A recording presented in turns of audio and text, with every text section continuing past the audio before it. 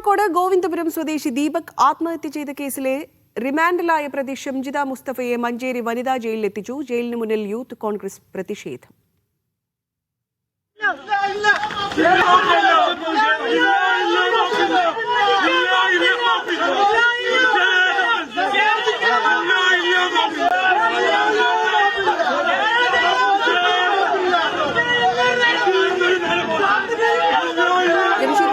വാർത്തയുടെ വിശദാംശങ്ങൾ നൽകാൻ കോഴിക്കോട് നിന്ന് ജംഷീർ.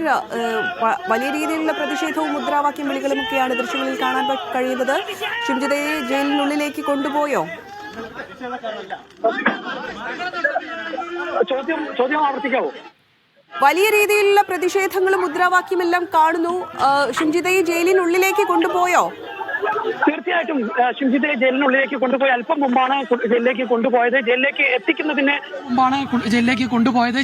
എത്തിക്കുന്നതിന് തൊട്ടു മുൻപാണ് യൂത്ത് കോൺഗ്രസ് പ്രവർത്തകരുടെ നേതൃത്വത്തിൽ ഈ ജയിലിന് സമീപം വലിയ തരത്തിലുള്ള പ്രതിഷേധമുണ്ടായത്. അത് ഷംജിദയുടെ ഈ പ്രവൃത്തിയിൽ പ്രതിഷേധിച്ചുകൊണ്ടാണ്. അതായത് ഷംജിദയുടെ ഈ ഒരു പ്രവൃത്തി അത് മൊത്തത്തിൽ സ്ത്രീകൾക്ക് അവമതിപ്പുണ്ടാക്കുന്ന ഒരു കാര്യമായി മാറി എന്ന് പറഞ്ഞുകൊണ്ടാണ്. മാത്രമല്ല ഒരു ജെനുവിൻ കേസ് വരുമ്പോൾ പോലും ഇനി സ്ത്രീകൾക്ക് പരിരക്ഷ കിട്ടാത്തൊരു സാഹചര്യത്തിലേക്ക് പോയി അതിനുള്ളൊരു സാഹചര്യം ഒരുക്കിയത് ഷംജിദയാണെന്ന് പറഞ്ഞുകൊണ്ടായിരുന്നു യൂത്ത് കോൺഗ്രസ് പ്രവർത്തകരുടെ നേതൃത്വത്തിൽ വലിയ തരത്തിലുള്ള ഒരു പ്രതിഷേധം ഈ ജയിൽ പരിസരത്ത് ഉണ്ടായത്. പക്ഷേ പോലീസ് മെഡിക്കൽ കോളേജ് കൊണ്ടുവന്ന പോലീസുണ്ട്. അതോടൊപ്പം തന്നെ മഞ്ചേരി പോലീസും ചേർന്ന് അവരെ പ്രതിഷേധക്കാർക്കിടയിൽ നിന്ന് അതിവേഗം തന്നെ ജയിലിനുള്ളിലേക്ക് കൊണ്ടുപോകാൻ കഴിഞ്ഞിട്ടുണ്ട് എന്നുള്ളതാണ്. എന്നാൽ ഇപ്പോൾ നിലവിൽ അവർ ജയിലിനകത്തേക്ക് കയറിയിരിക്കുന്നു. ഇപ്പോൾ പ്രതിഷേധം യൂത്ത് കോൺഗ്രസ് പ്രവർത്തകരുടെ പ്രതിഷേധം അവസാനിച്ചിട്ടുണ്ട്. ജംഷീർ, ഇനി എന്തെല്ലാമാണ് പോലീസിന്റെ ഭാഗത്തു നിന്നുണ്ടാകുന്ന നടപടികൾ? അതായത് ചോദ്യം ചെയ്യൽ ഉൾപ്പെടെയുള്ള നടപടികൾ ഉണ്ടാകുമല്ലേ? ഷംജിദയുടെ മൊബൈൽ ഫോണെല്ലാം വിശദമായി പരിശോധിക്കേണ്ടതുണ്ടാകും. എന്തൊക്കെയാണ് അതിനെക്കുറിച്ചുള്ള വിവരങ്ങൾ?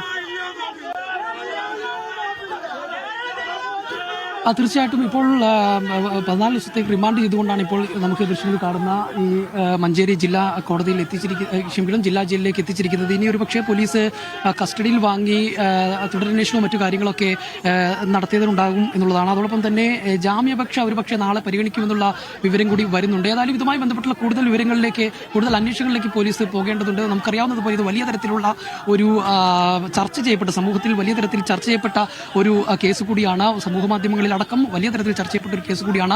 അതുകൊണ്ട് തന്നെ കൃത്യമായ ഒരു അന്വേഷണത്തിലേക്ക് തന്നെയാവും പോലീസ് ഇതുമായി ബന്ധപ്പെട്ട് പോവുക. ഡിജിറ്റൽ തെളിവുകൾ ഉൾപ്പെടെയുള്ളവ ശേഖരിച്ച് മുന്നോട്ട് പോകേണ്ടതുണ്ട്. ഈ ഷംജിദ പറഞ്ഞ കാര്യങ്ങൾ അതിലെന്തെങ്കിലും വസ്തുതയുണ്ടോ എന്ന് അടക്കമുള്ള കാര്യങ്ങൾ ഉൾപ്പെടെയുള്ളവ അന്വേഷിക്കേണ്ടതുണ്ട്. അതുകൊണ്ട് തന്നെ ഇനി കസ്റ്റഡിയിൽ വാങ്ങി തുടരന്വേഷണം ഉൾപ്പെടെയുള്ളവ പോലീസിന്റെ ഭാഗത്തുനിന്ന് ഉണ്ടാകാനുള്ള ഒരു സാധ്യത ഉണ്ട് എന്ന് തന്നെയാണ് നമുക്ക് മനസ്സിലാക്കാൻ കഴിയുന്നത്. അതുമായി ബന്ധപ്പെട്ട നടപടികളിലേക്ക് പോലീസ് പോകും എന്നുള്ളത് തന്നെയാണ്. മാത്രമല്ല നിലവിലിപ്പോൾ ആത്മഹത്യാ പ്രേരണ കുറ്റം, അതോടൊപ്പം തന്നെ ഈ സമൂഹ മാധ്യമങ്ങളിൽ തെറ്റായ രീതിയിൽ പ്രചരണം നടത്തിയ ഉൾപ്പെടെയുള്ള വകുപ്പുകളാണ് ഇപ്പോൾ ചുമത്തിയിരിക്കുന്നത്. ഇനി കൂടുതൽ വകുപ്പുകൾ ചുമത്തേണ്ടതുണ്ടോ മറ്റുള്ള കാര്യങ്ങളിലേക്കൊക്കെ ഒരുപക്ഷെ പോലീസ് പോകാനുള്ള ഒരു സാധ്യത കൂടി കാണുന്നുണ്ട് എന്നുള്ളതാണ്. ഏതായാലും ഒരു സുരക്ഷ ഒക്കെ പരിഗണിച്ചുകൊണ്ട് തന്നെയാണ് ഇപ്പോൾ ഈ മഞ്ചേരി ജില്ലാ ജയിലിലേക്ക് ഇവരെ മാറ്റിയിട്ടുള്ളത് എന്നുള്ളതാണ്.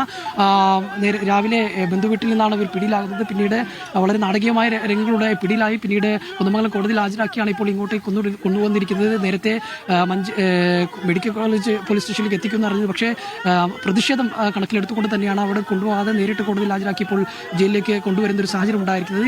ഇതിനുമായി ബന്ധപ്പെട്ടുള്ള തുടർ നടപടികളുമായി മുന്നോട്ട് പോകാൻ തന്നെയാണ് പോലീസിന്റെ നീക്കം എന്നുള്ളതാണ്.